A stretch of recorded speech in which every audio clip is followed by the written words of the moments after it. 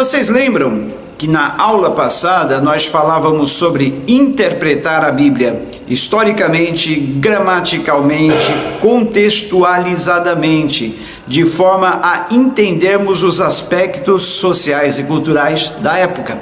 Isso ajuda muito a gente a compreender a hermenêutica, esta ciência da interpretação, visando fazermos uma exegese correta do texto, ou seja, aplicarmos as ferramentas que a hermenêutica nos proporciona para termos uma compreensão mais exata das Escrituras. E recordando a aula passada, um pouquinho da aula passada, você se lembra que nós falávamos a respeito de interpretar as Escrituras de forma histórica e gramaticalmente correta? Você se lembra também que nós falávamos que temos que levar em conta os costumes e a cultura de cada época em que o livro sagrado foi escrito? Você se lembra também que nós falávamos a respeito de compreender as Escrituras a partir da própria Escritura, ou seja, a Bíblia se interpreta por ela própria? Você se lembra também que nós explicávamos na aula passada que nós devemos observar o contexto mais imediato e o contexto mais remoto de cada texto e sempre utilizar a Bíblia em todo o seu contexto, para não acontecer de utilizarmos um texto fora do seu contexto, girando aí um pretexto para uma heresia, uma falsa doutrina. Então vamos lá. Depois de compreender isso, eu quero citar um exemplo para você. Na aula passada nós falávamos do exemplo do casamento judeu, casamento entre os israelitas, como era o costume deles, para entendermos as palavras do Senhor Jesus Cristo com relação à sua volta, o arrebatamento da igreja, o período chamado da grande tribulação, as bodas do Cordeiro, enfim. Através de uma compreensão do costume do casamento naquela época, nós podemos ter uma compreensão das palavras do Senhor Jesus Cristo, o que ele quis dizer quando ele falou sobre a sua volta, sobre a sua vinda, sobre a união da igreja com ele e sobre o reinado da igreja com ele, né? Então hoje eu quero citar um outro exemplo da Bíblia com relação aos costumes. Quando, por exemplo, na Bíblia nós lemos sobre palha e trigo, você se lembra que quando Jesus falou a respeito de João Batista, ou melhor, João Batista falou a respeito de Jesus, ele disse que Jesus tinha na sua mão a pá e separaria a palha do trigo. Lembra que Jeremias também falou a respeito da palha e do trigo, mostrando a diferença entre os dois, o que tem a palha com o trigo? Muito bem, com relação à palha e o trigo, em Mateus 3,12, está escrito o seguinte: ele traz a pá em sua mão e limpará a sua eira, juntando o seu trigo no celeiro, mas queimará a palha com fogo, que nunca se apaga. O costume dos judeus, o costume dos israelitas, ao debulhar o trigo, eles faziam geralmente em dias de vento. Com uma pá, eles jogavam o trigo para o alto e quando o vento batia naquele trigo misturado com a palha,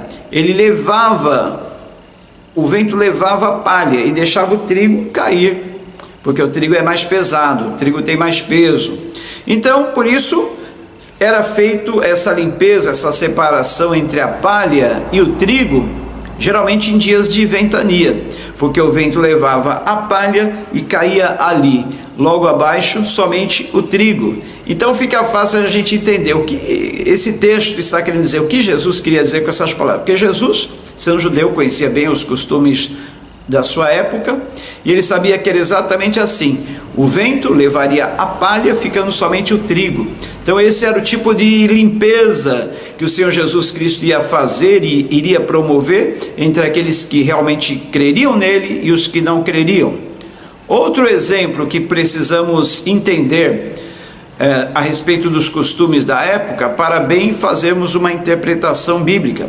Hoje nós vamos falar um pouquinho sobre a inerrância das Escrituras Sagradas. Você sabia que muitos já tentaram descobrir erros na Bíblia e não encontraram? E nunca vão encontrar. Por exemplo, em Mateus capítulo 5, versículo 13, quando Jesus, no Sermão das Bem-aventuranças, fala a respeito do sal, observe bem o texto. Vocês são o sal da terra, mas se o sal perder o seu sabor, como restaurá-lo? Não servirá para nada, exceto para ser jogado fora e pisado pelos homens. Muitos já tentaram, através desse versículo, dizer que a Bíblia contém erros nessas palavras do Senhor Jesus Cristo. Por quê? Cientificamente, está comprovado que o sal não perde o seu sabor. O sal não se torna insípido. Mas então por que o Senhor Jesus Cristo falou a respeito do sal se tornar insípido? Será que o Senhor Jesus errou? Não, jamais. Voltemos então aos costumes e culturas da época, estudando a Bíblia no seu contexto histórico, gramatical, de uma forma correta. Muito bem, lá nos tempos do Novo Testamento, o sal tinha um grande valor, muito mais do que nos dias de hoje. Não existiam geladeiras, frigoríficos, enfim, o sal era muito usado na conservação de alimentos e para muitas outras coisas, não só dar sabor à comida. O sal era tão importante, tão caro, que ele já foi utilizado como salário. Daí a palavra salário vem de sal. Muitos trabalhadores eram pagos com sal. Um saquinho de sal valia muito dinheiro. Então, naquela época, desde aquela época já existia, e muito tempo atrás, já existia corrupção, como existe nos dias de hoje. Para se ganhar, se lucrar mais no comércio do sal, muitas vezes ele era misturado com areia. Comerciantes desonestos misturavam o sal com areia para o quê? Tornar aquele pacote de sal, aquele saco de sal mais volumoso, mais pesado, aumentar o seu rendimento, e assim vendiam sal misturado com areia.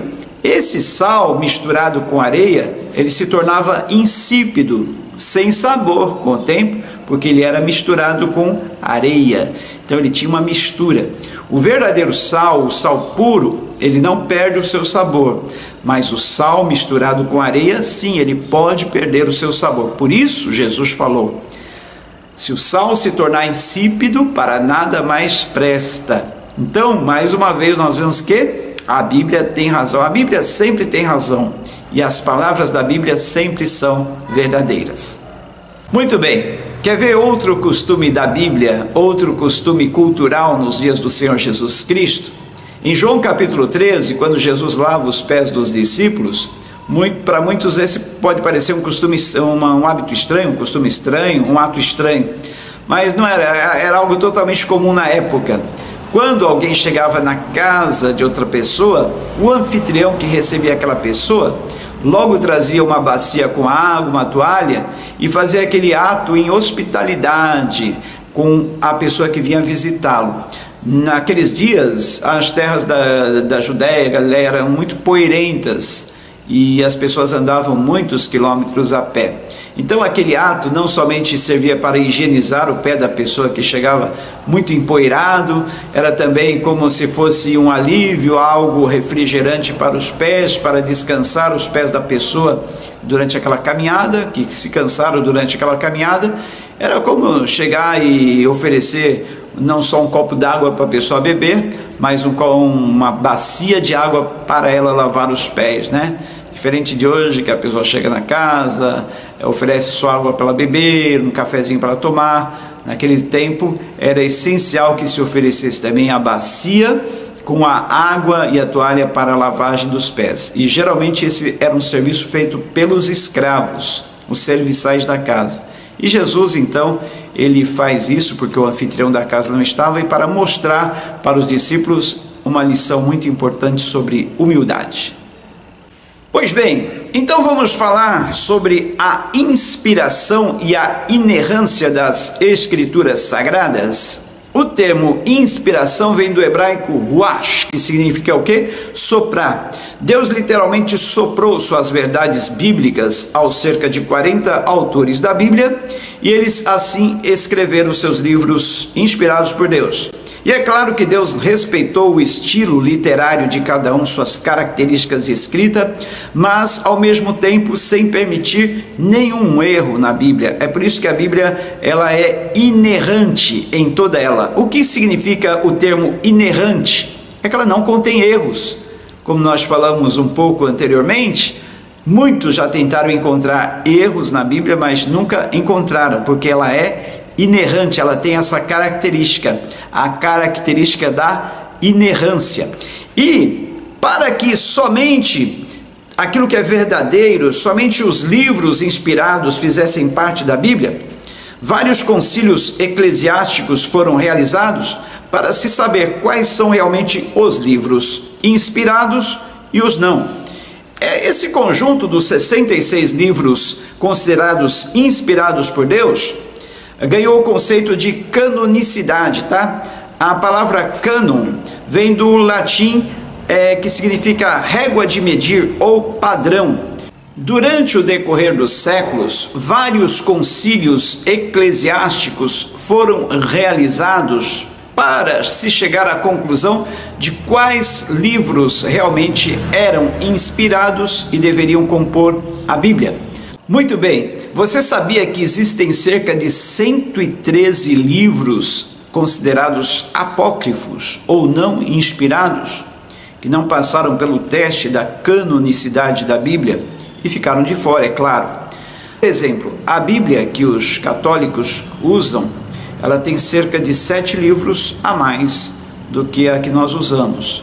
Esta é uma das diferenças entre a Bíblia que os católicos usam e a Bíblia que nós usamos, tá?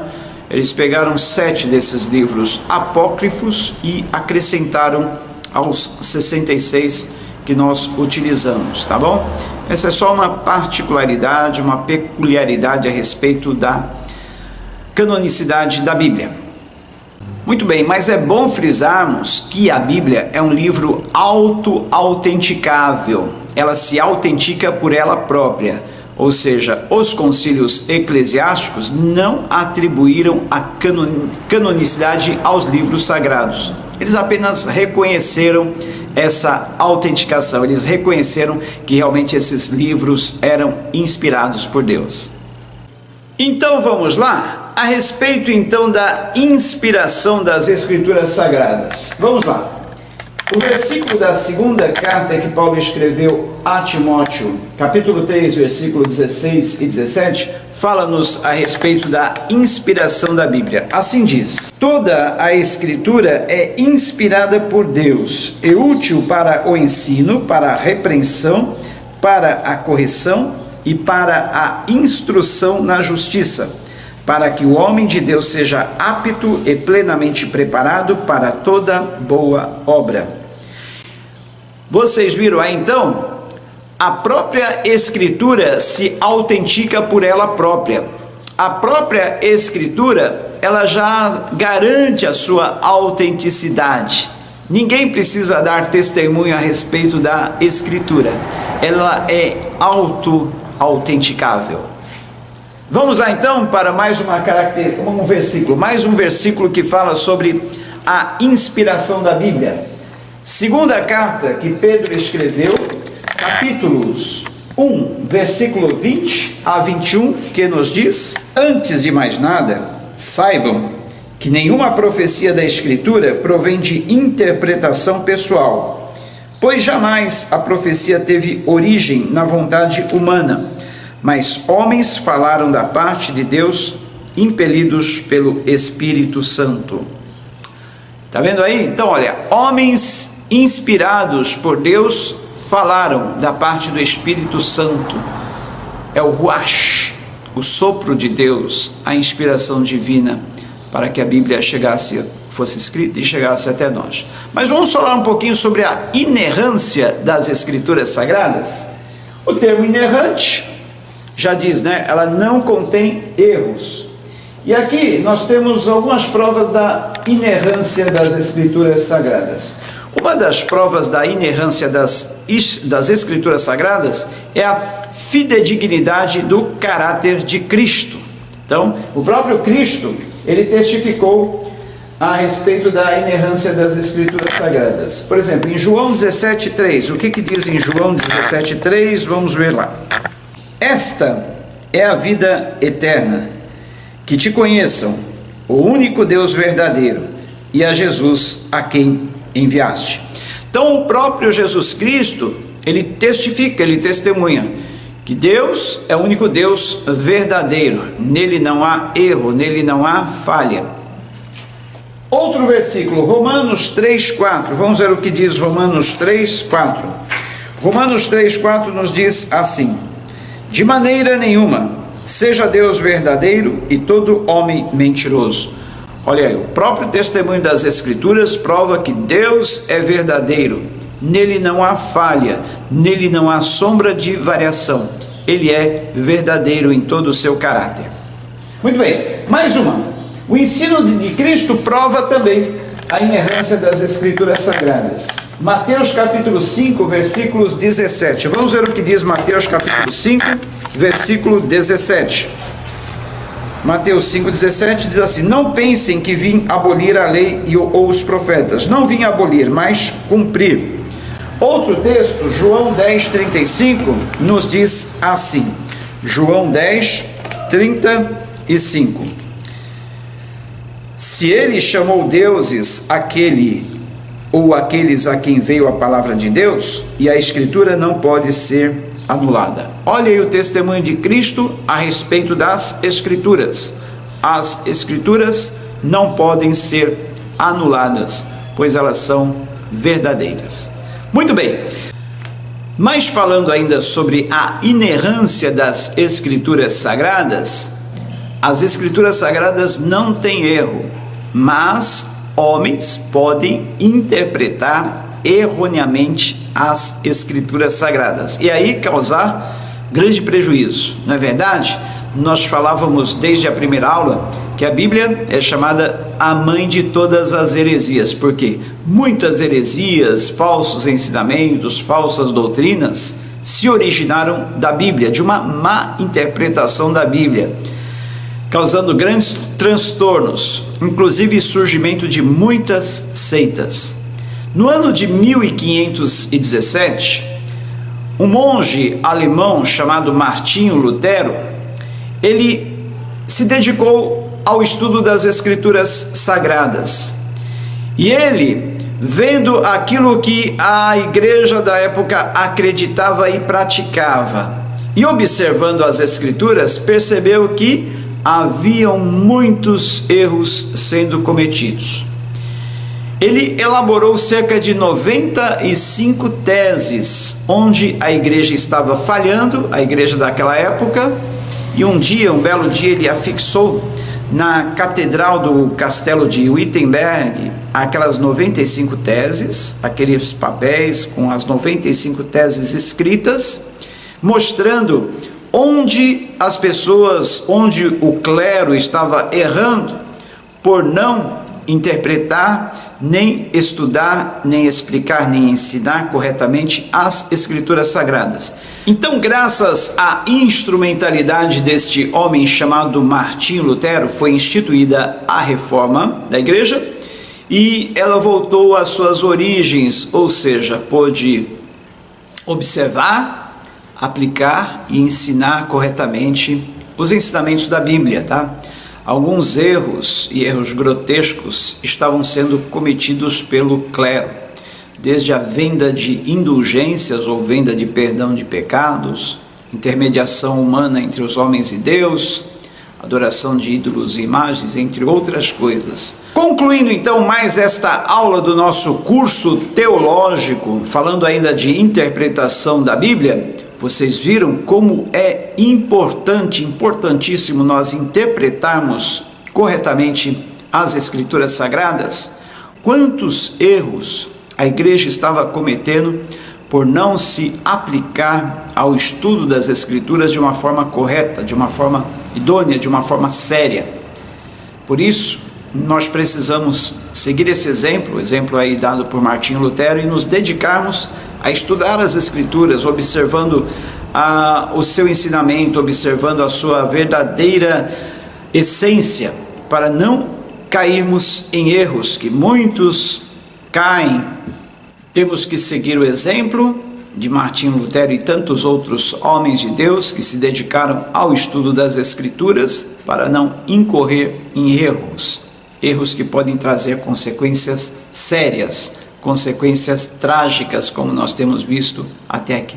Por isso, Vá em frente, siga em frente, estude mesmo, se dedique nessa missão, porque com certeza você será uma pessoa utilizada, muito utilizada pelo Senhor. O Senhor procura homens, mulheres assim, que possam ter essa dedicação ao estudo das Escrituras Sagradas. Para isso fica aí, mais uma vez, o conselho que o apóstolo Paulo deixou ao seu jovem discípulo Timóteo. Procura apresentar-te a Deus como obreiro aprovado, que não tem de que se envergonhar, mas maneja bem a palavra da verdade. Deus te abençoe e até a próxima aula, se Deus assim o permitir.